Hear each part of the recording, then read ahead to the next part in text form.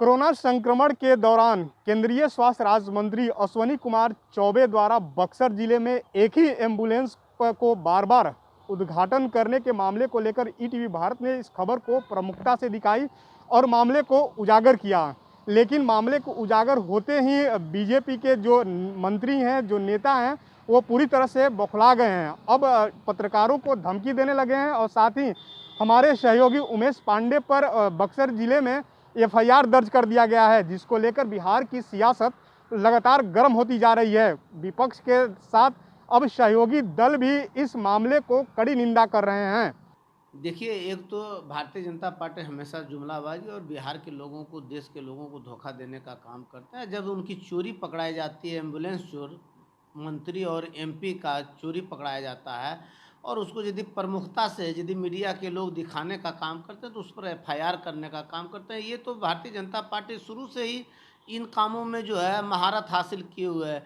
इसलिए दुर्भाग्य है, लानत है, बिहार में चौथे स्तंभ पर भी जो है ये लोग लगाम लगाना चाहते हैं, जो कि देश और बिहार कभी बर्दाश्त नहीं करेगा। एक तो पहले ही लोकतंत्र को मारने का प्रयास भारतीय जनता पार्टी कर रही थी। दूसरा, एक सोशल मीडिया के माध्यम से जो उनके कारनामे उजागर हो रहे थे उस पर भी अंकुश लगाने का प्रयास किया। तीसरा, वह स्वतंत्र पत्रकार, वह स्वतंत्र मीडिया जो निष्पक्ष दिखाने का काम करता है, उस पर भी अश्विनी कुमार चौबे झूठे केस कर रहे हैं।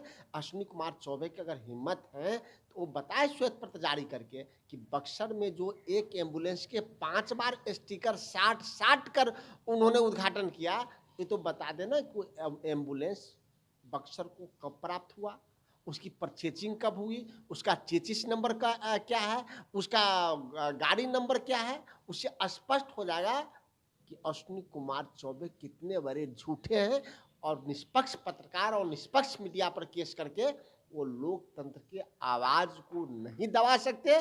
और कम ही सही, लेकिन निष्पक्षता उनके झूठ पे हमेशा हावी रहेगा। देखिए, यदि बार बार जो उद्घाटन हो रहा है एम्बुलेंस का, ये तो देखना होगा कि एम्बुलेंस कहाँ से आ रहा है, कैसे हो रहा है उद्घाटन। यदि माननीय मंत्री को या जो भी उद्घाटन करता है उनको तो पता नहीं है। लेकिन मैं कहूँगा कि ये बहुत बड़ा लोकतंत्र की हत्या की बात है। ये लोग हत्या कर रहे हैं, लेकिन ये जांच का भी विषय बनता है कि सचमुच में मामला कहाँ है।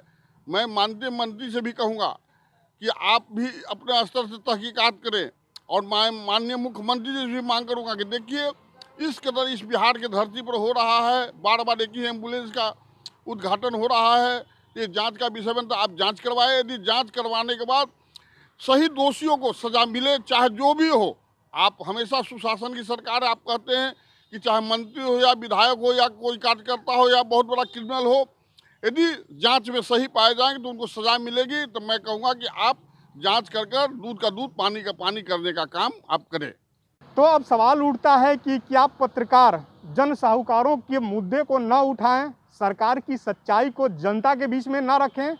उन सब सच्चाइयों को दबाने के लिए जो सरकार के तरफ से जो किया जा रहा है, पत्रकारों को धमकाया जा रहा है, उन पर एफआईआर किया जा रहा है, ये सबसे बड़ा सवाल है।